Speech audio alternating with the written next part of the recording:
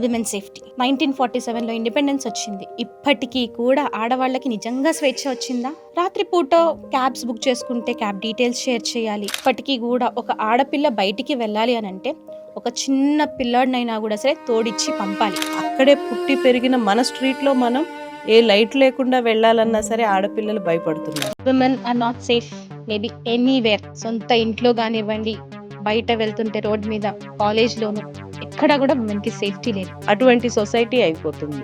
Society ఎంతో modernise అయిపోయింది ma'am. చాలా లేటెస్ట్గా కల్చర్ కానివ్వండి కంప్లీట్లీ మారింది. బట్ ఈ ఒక్క విషయము మనం ఎందుకు ఇంకా ముందుకెళ్ళలేదు? మోడర్నైజ్డ్ ప్లేసెస్లో జరుగుతుంది, ప్లస్ విలేజెస్లో జరుగుతుంది, సిటీస్లో జరుగుతుంది, మెట్రోపాలిటన్ సిటీస్లో జరుగుతుంది. అన్ఫార్చునేట్లీ మెట్రోపాలిటన్ సిటీస్ అన్నిట్లో చూసుకుంటే ఉమెన్కి అన్సేఫెస్ట్ ప్లేస్ ఏదైనా ఉందంటే అది న్యూ ఢిల్లీ. ఊరుల్లో పెరిగి కానివ్వండి ఆర్ స్కూల్ టైంలో ఇంట్లో మంచి వాల్యూస్ తోటి బయటకు వస్తున్నారు. కానీ మేబీ ఫ్రెండ్స్ ఎవరైతే ఫామ్ అవుతున్నారో లైక్ కాలేజ్ లైఫ్ స్టైల్లో, ఆ ఫ్రెండ్స్ వల్ల కూడా కొంచెం అబ్బాయిలు పొల్యూట్ అయ్యి పిచ్చి వేషాలు వేయడం స్టార్ట్ చేస్తున్నారు కదా. సో దానికి ఎటువంటి ప్రికాషన్స్ తీసుకోవాలంటారు? ఆడపిల్లల్ని జాగ్రత్తగా ఉండండి అమ్మా, జాగ్రత్తగా వెళ్ళండి, జాగ్రత్తగా రండి, ఇవన్నీ చెప్తున్నారు కాదను. ఏమన్నా చేంజెస్ వస్తున్నాయా? పిల్లలు ఏం చేస్తున్నారు అనేది పేరెంట్స్గా అబ్జర్వ్ చేసుకోవడం బెటర్. లైక్ వాళ్ళు ఎటువంటి ఫ్రెండ్షిప్స్ చేస్తున్నారు, ఎవరితోటి ఫ్రెండ్షిప్ చేస్తున్నారు అనేది.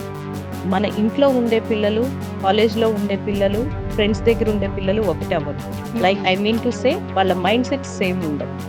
ఎందుకంటే ఇంట్లో ప్రతి అమ్మ చెప్పింది నా కొడుకు బంగారం. The more you expose the more modern you are అన్న థాట్లోకి అమ్మాయిలు కూడా వచ్చారు. ఢిల్లీలో ఒక రెస్టారెంట్కి ఒక ఆమె శారీ కట్టుకొని వస్తే అలౌ చేయలేదంట. ఎందుకంటే వాళ్ళ రెస్టారెంట్ స్టైల్కి తగ్గట్టు తన డ్రెస్సింగ్ లేదంట. శారీ ఈజ్ నాట్ హర్ ఏమంటారు ప్రాపర్ డ్రెస్సింగ్ కాదంట. వాళ్ళు ఎక్స్పెక్ట్ చేస్తున్న డ్రెస్సింగ్ సమ్వేర్ లైక్ వెస్ట్రన్. నేను చూసిన దాంట్లో ఒక అమ్మాయి, అంటే ఇది ఎట్లా చెప్పాలంటే 18 years అమ్మాయి, 18 years అమ్మాయి she fell in love with a bye.